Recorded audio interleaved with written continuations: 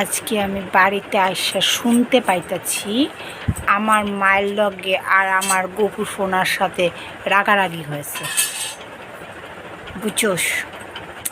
এখন উনি বাজার থেকে আনারস কিনে নিয়ে এসে, কিন্তু ওনার কথা হচ্ছে আমি গোপালদের দেবই না। মানে কি বলবো, কিছু বলারও নাই, ঠিক আছে। ওনার সাথে ওনার এখন পোলার ফাইটিং চলছে। উনি একা একা আনারস খাবে, কিন্তু ওনার পোলাটা দেবে না, কারণ ওনার পোলাটা কথা শোনে না। কোনো মানে হয় এসবের?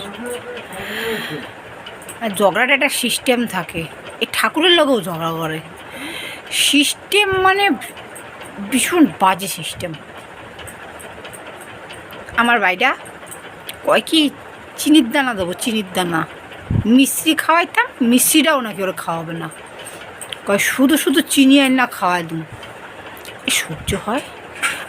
মানুষের লগে ঝগড়া করে আমি জানতাম, কিন্তু ঠাকুরের লগেও ঝগড়া করে, রাগারাগি করে, জেদাজেদি করে। এই আমার মাটারে দেখলেই বোঝা যায়। তোমার বাড়িতে তোমরা করো বুঝি এরম? কেউ যদি কইরা থাও আমার জানাইও।